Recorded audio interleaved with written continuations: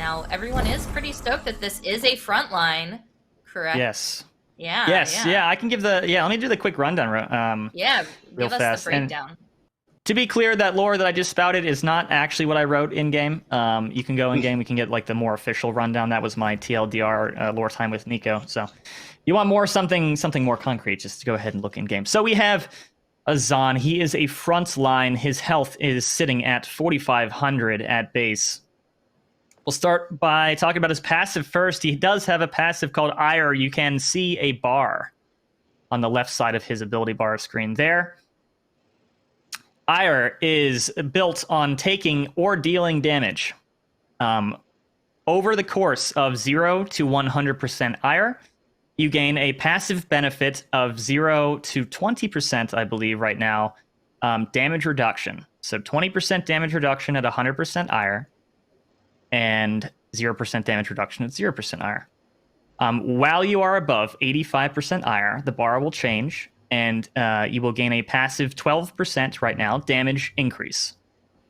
Something to keep in mind, using a basic ability above the Pyre threshold will augment that ability, giving it additional benefits. And then using any of your basic abilities, which are any abilities that are not his ultimate, consumes Pyre, even if you are below the threshold. So if you're sitting at 20% Pyre and something costs 20% to use, you can still use it even if you don't have 20%, but regardless, it will take that 20% even if it's not above the threshold. So we can show off a little bit, taking damage, building that Pyre. Guess he's got to reload real quick. We see he's now above the threshold. That provides him that damage boost. And if he were to use ability above that threshold, he gets that augment. We can go right into his weapon. His in-hand is called Judgment. We have a throwing hammer. Not going to throw my hammer. He can throw his hammers. Yeah. Throw your hammer in an attack chain. Yeah. It is indeed to worry about. Hammer time. I know. I rent this place. I can't do damage to it. Throw your hammer in an attack chain of medium, heavy. 540 damage on medium hits and 660 on heavy hits. This thing is chunky.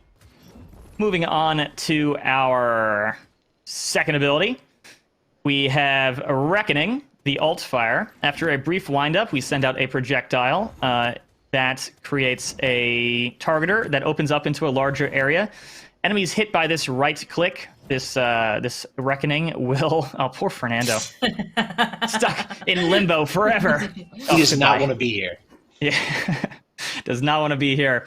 The right click will lift enemies up and deal damage to them. Look at that. That will travel along the ground. Can be used in the air if necessary. And we can show off the lift. There we go. The target you see on the ground is where it hits. So if you do not, if you use it too close and don't hit that Fernando and the targeter, then you're not going to get that damage and lift. This is a lift similar to Bounce House rather than a knock up, by the way. And then the above threshold thing for Reckoning is the cooldown is reduced. The base cooldown is reduced from, I think it's by 3 or 4 seconds. So if you want to spam this, you'll want to make sure that you are over threshold before you use your Reckoning. Sanctuary creates a series of 5 wall segments in a semicircle around your target, or your targeter, each with their own health pool. And we can show that off briefly. Yeah, you might have I'm not in here with you. You're in here with me. So this is cool because it is a different flavor of wall. So this is a wall, not a shield. So it is not going to be Wreckerized, but instead there is an interaction with his next ability and the wall. The threshold for the threshold benefit for using this ability above the threshold is there is a health multiplier on each segment of the wall. I believe at base it's 25% increase in base health if you use Sanctuary above the Pyre threshold. Moving on to our next ability, we have Conviction. Azaan dashes forward, carrying up to one enemy. Well, up to one, 0 or 1 if you miss, I suppose. Carrying up to one enemy with you. This is not limited to the ground. You can indeed dash straight up if you so desire. And if you happen to slam the enemy into collision, they will feel the pain You see our cameraman showing off that verticality.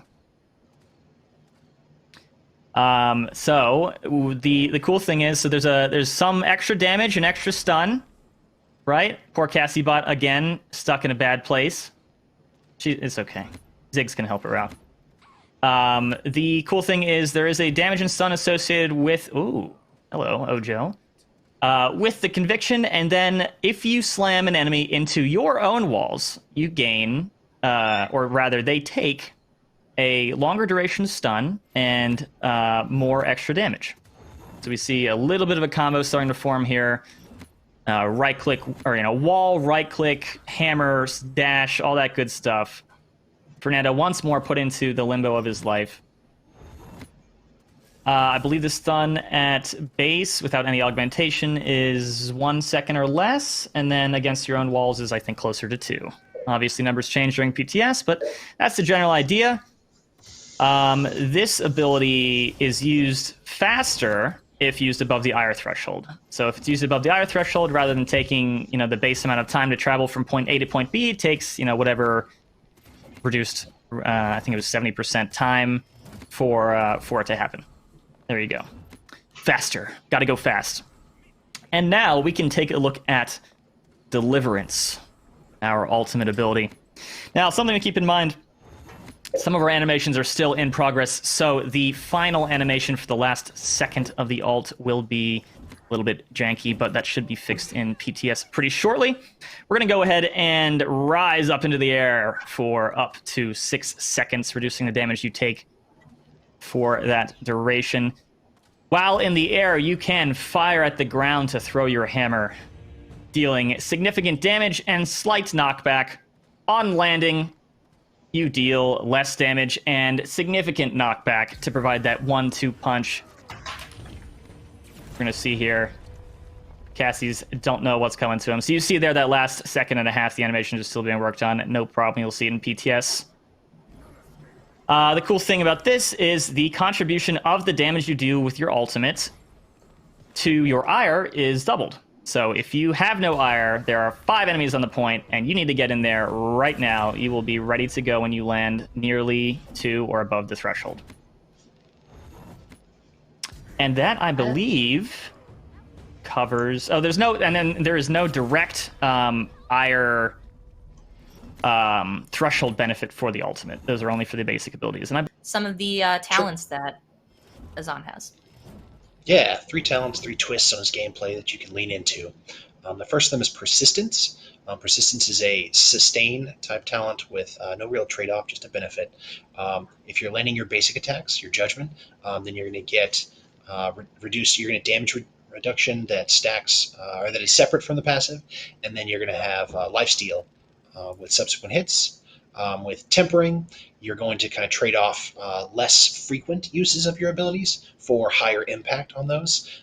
Your alternate fires can do a little bit more damage, your walls are going to last a little longer, and then your dash is going to travel further and stun longer if you take an enemy with you in exchange for the cooldown increase. For Eternal, you're kind of interacting with the passive differently, where you don't have to be constantly hitting and being hit to keep it high. And so you're able to get more of those ire threshold benefits from your abilities, and you're going to be able to keep that damage resistance for longer. However, you lose the damage increase for that. So a little bit more of a defensive choice, trading the offense to allow you to go ire and ire with the passive. To new heights. Ire sure he's kinda like that. on top of his game. Am I right? So, yeah. Pyre! I am beyond praise. I am the Pyre. Yes.